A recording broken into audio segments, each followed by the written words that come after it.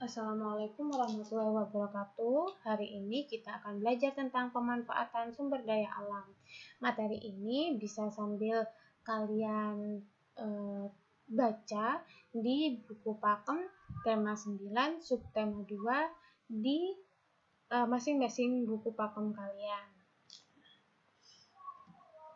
Tujuan pembelajaran dalam video ini yang pertama, setelah menyimak video dan membaca materi di buku pakem, siswa dapat membedakan konsep SDA dapat diperbarui dan tidak dapat diperbarui dengan benar. Yang kedua, melalui kegiatan membaca materi di buku pakem, siswa dapat menyelidiki contoh SDA yang dapat diperbarui dan tidak dapat diperbarui dengan benar. Yang ketiga, setelah menyimak video ini dan membaca materi di buku pakem, siswa dapat membedakan konsep SDA hayati dan non-hayati dengan benar. Yang keempat, melalui kegiatan membaca materi di buku pakem, siswa dapat menyelidiki contoh SDA hayati dan non-hayati dengan benar. Yang terakhir, melalui kegiatan mendengarkan lagu Tanah Air, siswa dapat menyimpulkan konsep dari 4 istilah dalam lagu dengan benar. Jadi, dari tujuan pembelajaran ini nantinya kita tahu bahwa selain kita menyimak video ini, nantinya kita juga harus membaca kembali materi tersebut di buku pakem masing-masing. Oke, lanjut. Nah, materi yang pertama mengenai konsep SDA. Apa itu SDA? SDA itu singkatan dari sumber daya alam. Jadi sumber daya alam adalah segala sesuatu dari alam yang dapat dimanfaatkan untuk memenuhi kebutuhan manusia. Nah, pada subtema 1 kemarin, kita mengetahui salah satu pembagian dari SDA.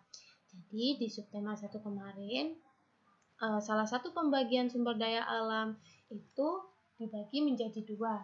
Ada yang dapat diperbarui dan tidak dapat diperbarui. Apakah kalian masih ingat? Nah, mari kita ingat-ingat kembali. Jadi, SDA yang dapat diperbarui adalah SDA yang tidak akan habis meskipun digunakan terus-menerus. Nah, contohnya apa? Contohnya SDA yang berasal dari hewan dan tumbuhan. Nah, SDA yang dapat diperbarui ini dapat kita lihat misalnya dari hasil pertanian, hasil perkebunan, hasil peternakan, dan hasil perikanan. Jadi, jika hewan dan tumbuhan itu masih ada, masih berkembang biak, masih memiliki keturunan, maka SDA tersebut akan terus-menerus ada untuk kita. Lalu, SDA yang tidak dapat diperbarui. SDA yang tidak dapat diperbarui adalah SDA yang bisa habis kalau kita gunakan terus-menerus. Karena apa? Karena jumlahnya terbatas. Contohnya apa? Contohnya minyak bumi, batu bara, gas, dan barang-barang tambang. Tadi, SDA dibagi menjadi dua jenis.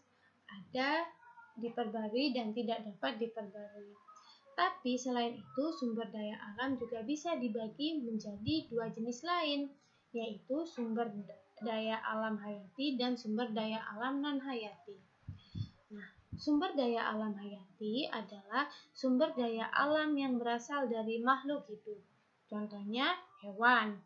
Nah, hewan ini misalnya telur, daging, dan susu. Apalagi makhluk hidup tumbuhan. Nah, tumbuhan misalnya kita manfaatkan buahnya, kayu, sayur, dan lainnya. Lalu selain hewan dan tumbuhan, apalagi mikroorganisme. Nanti kita akan bahas lebih dalam. Lalu yang lainnya ada sumber daya alam non-hayati. Nah, sumber daya alam non-hayati adalah sumber daya alam yang bukan berasal dari makhluk hidup. Jadi yang hayati ini makhluk hidup, yang non-hayati itu bukan makhluk hidup. Yang bukan makhluk hidup misalnya apa? Misalnya matahari, air, udara, tanah, dan lain sebagainya. Nah, tanah air kita memiliki sumber daya alam yang berlimpah. Nah, mari kita dengarkan dan nyanyikan bersama lagu Tanah Airku di bawah ini.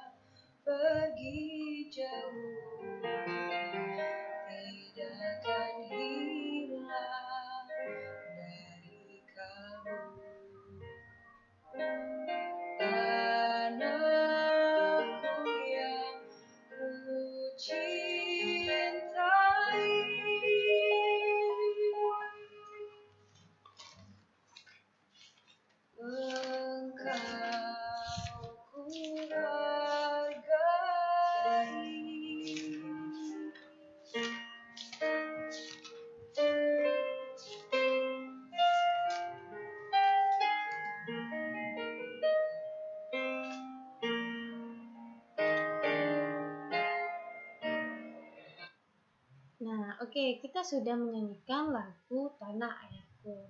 Nah, Tanah Airku ini secara tidak langsung mengingatkan kita untuk lebih mencintai tanah air. Nah, di tanah air kita ini memiliki sumber daya alam yang melimpah, seperti yang dikatakan tadi. Ada sumber daya alam yang dapat diperbarui, ada sumber daya alam yang tidak dapat diperbarui, ada sumber daya alam hayati dan sumber daya alam non hayati.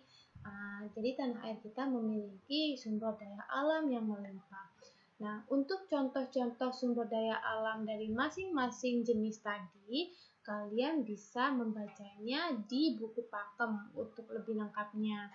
Apa saja contoh yang hayati, apa saja contoh yang non-hayati, apa saja yang dapat diperbarui, dan apa saja yang tidak dapat diperbarui.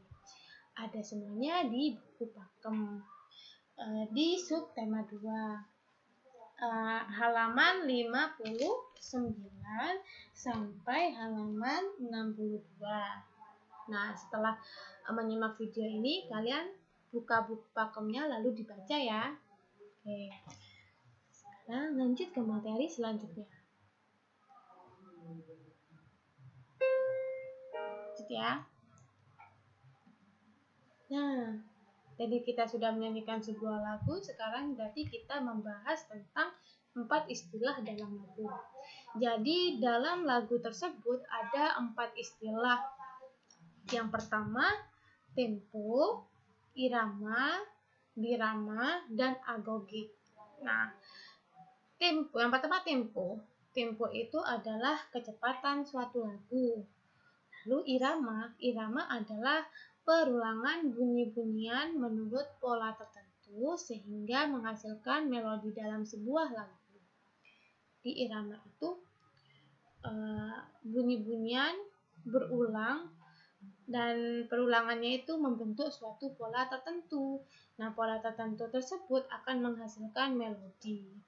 Yang ketiga adalah birama. Apa itu birama? Birama adalah pembagian nilai-nilai not yang merupakan realisasi dari irama itu sendiri yang dibatasi.